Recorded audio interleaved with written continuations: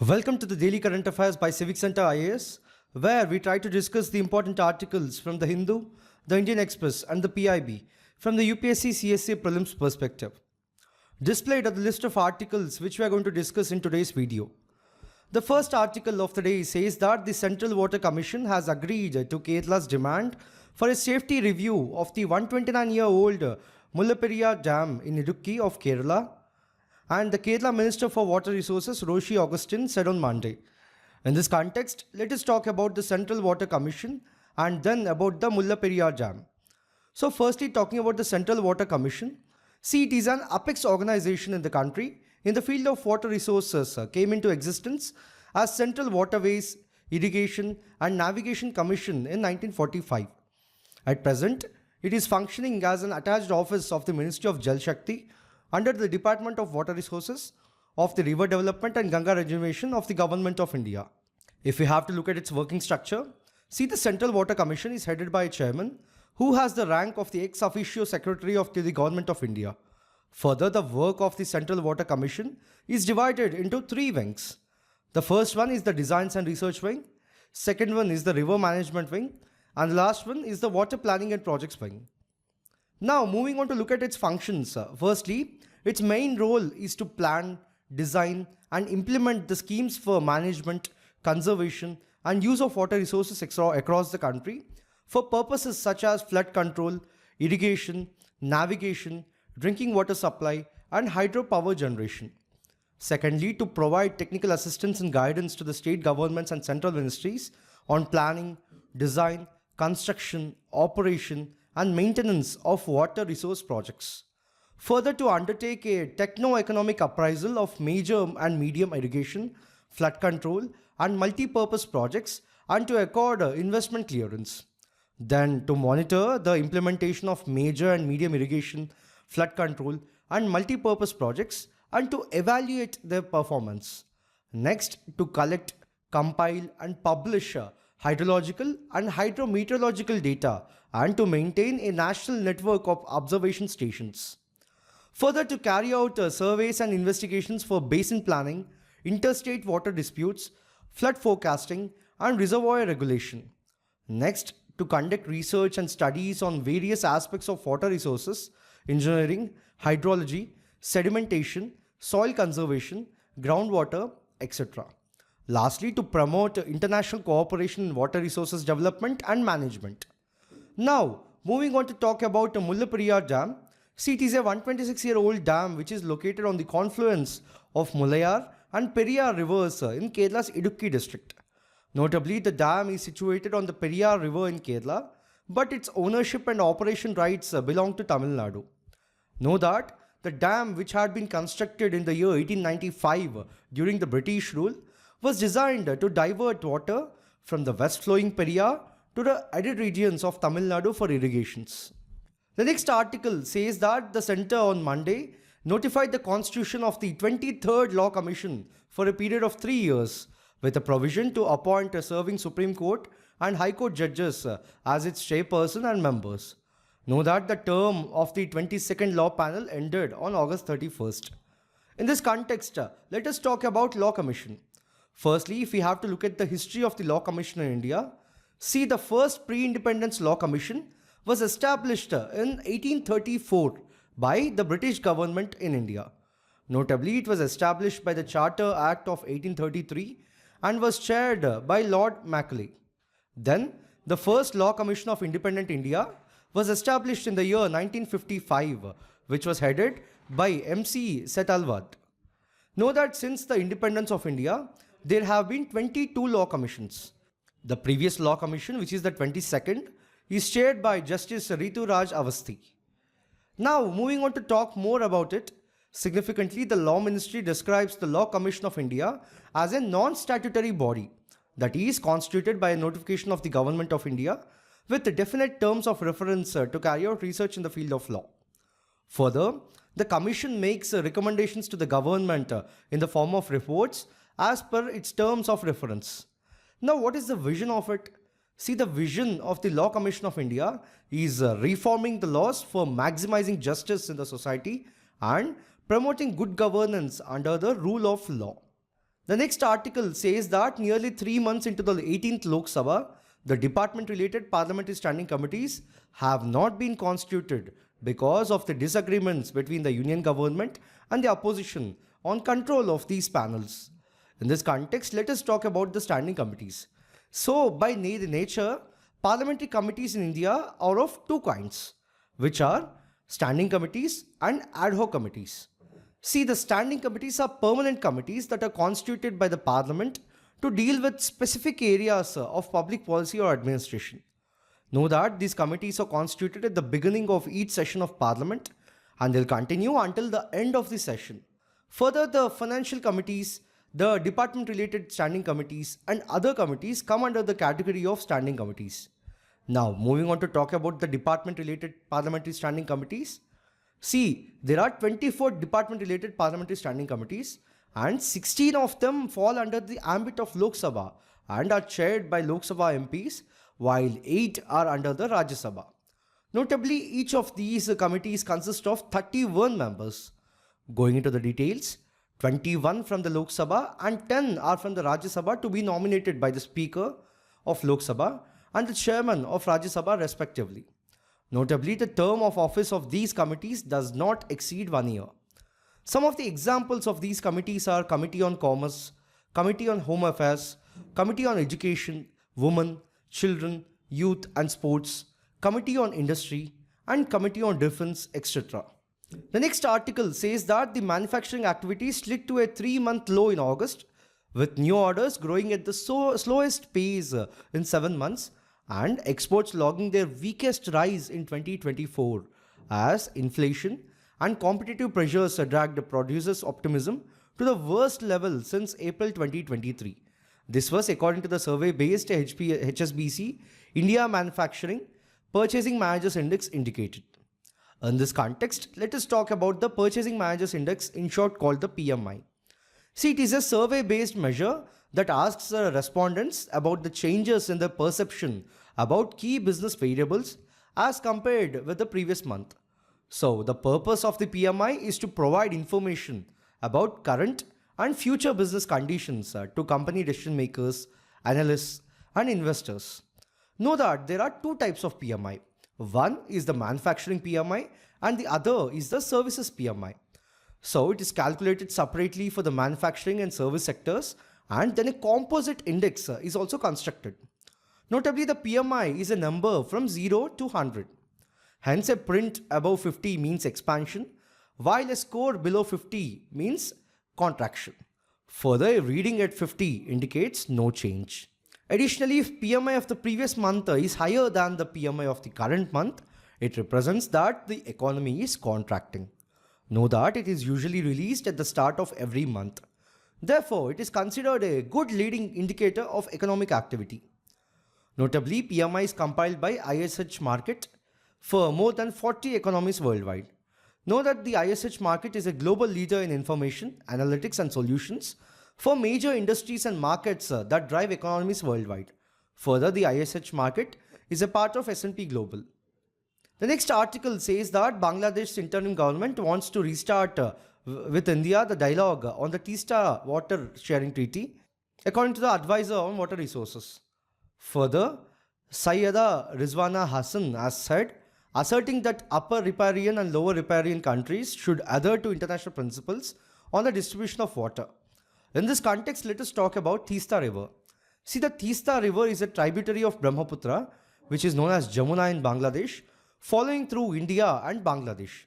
Notably, it originates in the Himalayas near the Chuntang, Sikkim, and flows to the south through West Bengal before entering Bangladesh. So, originally the river continued southward to empty directly into the Padma River, which is the main channel of Ganga in Bangladesh, but around 1787, the river changed its course to flow eastward to join the Jamuna River. Significantly, the Teesta Barrage Dam helps to provide irrigation for the plains between Upper Padma and the Jamuna. The next article says that, indicating the flipping behavior of the investors, about 54% of the IPO shares allotted to investors were sold within a week from listing, according to the Securities and Exchange Board of India's SEBI study. In this context, let us talk about initial public offerings, in short called the IPO. See, the IPO is a type of issue where an unlisted company raises the capital by making a fresh issue of securities or offering its existing securities for sale to the public for the first time. Now, who is allowed to invest in an IPO? Firstly, qualified institutional buyers is a category of investors that includes foreign portfolio investors, mutual funds, commercial banks, insurance companies, pension funds, etc. Further, the qualified institutional buyers are those institutional investors who are generally perceived to possess expertise and the financial capacities to evaluate and invest in the capital markets. Then, where do the proceeds of the IPO go? See, if the issue raises fresh capital, the proceeds of the IPO go to the company and can be utilized for future growth, expansion, debt reduction, etc. But if the issue involves offer for sale by promoters or existing investors, then the money goes to them and not to the company. The next article says that the National Database of Informal Sector Workers, eShram portal, has crossed the 30 crore registrations milestone in a period of 3 years, according to the Labour Ministry. So, this achievement highlights the social impact and the government's commitment to support unorganized workers across the country, as per the Labour Ministry statement. In this context, let us talk about eShram portal. See, the Ministry of Labour and Employment launched the eShram portal on August 26th of 2021.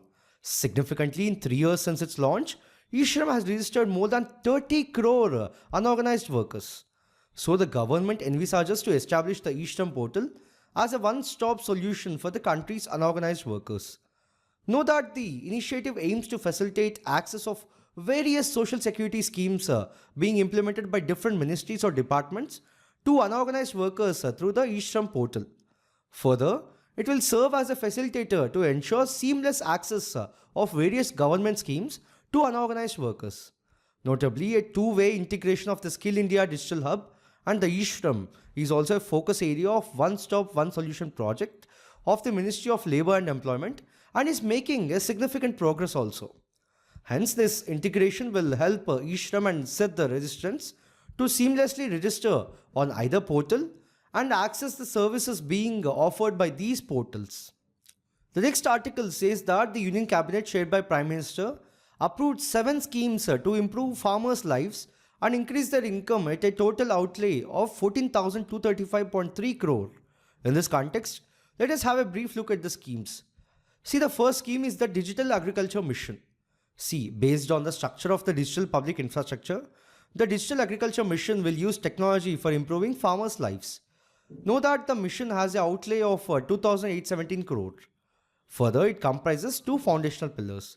One is AgriStack, which includes Farmers Registry, Village Land Maps Registry, and Crop Zone Registry. And the other Krishi Decision Support System, which includes geospatial data, drought or flood monitoring, weather or satellite data, groundwater or water availability data, and lastly, modeling for crop yield and insurance. Further, the mission has provision for soil profile, digital crop estimation, digital yield modeling, connect for crop loan, modern technologies like AI and big data connect with buyers, and bring new knowledge on mobile phones. The next scheme is the Crop Science for Food and Nutritional Security with a total outlay of 3,979 crore. See, this initiative will prepare farmers for climate resilience and provide for food security by 2047. Further, it has the following pillars, which are firstly research and education, secondly plant genetic resource management, thirdly genetic improvement for food and fodder crop, then pulse and oilseed crop improvement, also improvement of commercial crops, and lastly research on insects, microbes, pollinators, etc. The third scheme is strengthening agriculture education, management and social sciences with a total outlay of 2,291 crores. Know that this measure will prepare agriculture students and researchers for current challenges and comprises the following aspects, which are firstly under the ICAR, then modernizing agri research and education, next in line with the New Education Policy 2020, further to use latest technology like digital DPI, AI, big data, remote, etc. And lastly includes natural farming and climate resilience. The next scheme is the Sustainable Livestock Health and Production with a total outlay of 1,702 crore. Significantly, the decision aims to increase farmers' income from livestock and dairy. Further, it comprises of animal health management and veterinary education, dairy production and technology development, animal genetic resource management, production and improvement, animal nutrition and small ruminant production and development. The next scheme is the Sustainable Development of Horticulture with a total outlay of 1,129.3 crore. Know that the measure is aimed at increasing farmers' income from horticulture plants. Further, it comprises of the following aspects like tropical, subtropical and temperate horticulture crops, root, tuber, bulbous and arid crops, vegetable, floriculture and mushroom crops. Lastly, plantation, spices, medicinal and aromatic plants. The last but one scheme is strengthening of Krishi Vigyan Kendra with an outlay of 1,202 crore. And lastly, Natural Resource Management Scheme with an outlay of 1,115 crore. The next article says that with the objective to develop a vibrant semiconductor ecosystem, the Union Cabinet chaired by the Prime Minister Shri Narendra Modi approved the proposal of KNS Semicon Private Limited to set up a semiconductor unit in Sanand of Gujarat. In this context, let us talk about the relevant aspects. See, firstly, let us talk about India's semiconductor mission. See, it is a specialized and independent business division within the Digital India Corporation. Significantly, it aims to build a vibrant semiconductor and display ecosystem to enable India's emergence as a global hub for electronics manufacturing and design. Envisioned to be led by the global experts in the semiconductor and display industry, ISM will serve as the nodal agency for efficient, coherent, and smooth implementation of the schemes. Now, what are the objectives of ISM? See, firstly, to formulate a comprehensive long-term strategy for developing sustainable semiconductor and display manufacturing facilities. Secondly, to facilitate the adoption of secure microelectronics and develop a trusted semiconductor supply chain. Thirdly, to enable the growth of Indian semiconductor design industry through support mechanisms for the startup. Then to promote indigenous intellectual property generation and facilitate a transfer of technologies. Further, to establish mechanisms to harness economies of scale and enable cutting-edge research in semiconductors. And lastly, to foster collaborations and partnership programs with national and international agencies, industries, and institutions. Now, moving on to talk about the Semicon India program. See, it aims to provide attractive incentive support to companies or consortia that are engaged in silicon semiconductor fabs, display fabs, compound semiconductors, silicon photonics, sensors fabs, semiconductor packaging, and semiconductor design. Further, the program will give an impetus to the semiconductor and display manufacturing by facilitating capital support and technological collaborations. Now, if we have to talk in the present context, a new semiconductor unit with a 3,300 crore rupees investment and a daily capacity of 60 lakh chips will support various applications including industrial, automotive, and consumer electronics. Further, this is part of the broader program for development of semiconductors and display manufacturing ecosystem in India, which has an outlay of rupees 76,000 crores. Notably, by the February 2024, 4 semiconductor units have been approved. Firstly, in Sanand of Gujarat, where 2 units, one by Tata Electronics and one by CG Power. Then in Dholera of Gujarat, where 1 unit by Tata Electronics was set up. Lastly, Morgaon of Assam, where 1 unit by Tata Electronics is set up. Significantly, these units with a combined investment of 1.5 lakh crore and a total daily capacity of 7 crore chips are advancing rapidly, contributing to the development of a strong semiconductor ecosystem in India. The last article of the day says that in a significant move aimed at bolstering workplace safety for the women, the Ministry of Women and Child Development, under the leadership of Union Minister Srimati Annapurna Devi, has launched the new Boxportal in an event on 29th of August of 2024. In this context, let us talk about the Boxportal. See, the Boxportal launched by the government is a centralized platform designed to combat workplace sexual harassment across India. Know that it stores information about the internal and local committees in both the government and private sectors, allowing women to file and track complaints effectively. Notably, this initiative aims at enhancing the workplace safety and upholding the Sexual Harassment of Women at Workplace Prevention, Prohibition and Redressal Act of 2013, ensuring that the companies are handled promptly and confidentially.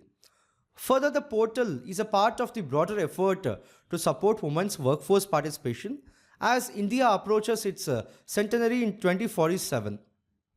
See, by providing a single window access for the registration of complaints related to sexual harassment, the portal is expected to significantly ease the process for the women across the country, regardless of their work status or the sector they belong to. Also, the She Box is accessible to all women, whether they work in organized or unorganized sectors, in public or private organizations, or even as domestic workers. Further, the portal also features a repository of resources related to sexual harassment of women at workplace, Prevention, Prohibition and Redressal Act of 2013, including the handbooks, training modules and advisory documents. Know that these resources are available in both Hindi and English and can be accessed or downloaded free of charge. Additionally, the Ministry of Women and Child Development has launched a new website to improve digital engagement and strengthen the government's online presence. Lastly, the portal also includes videos aimed at raising awareness about the Act and its provisions. So, in this video, we have discussed 10 articles in total from today's Hindu, Indian Express and the PIB. From the UPSC CSC prelims perspective, we'll be back again with another video tomorrow. Thank you.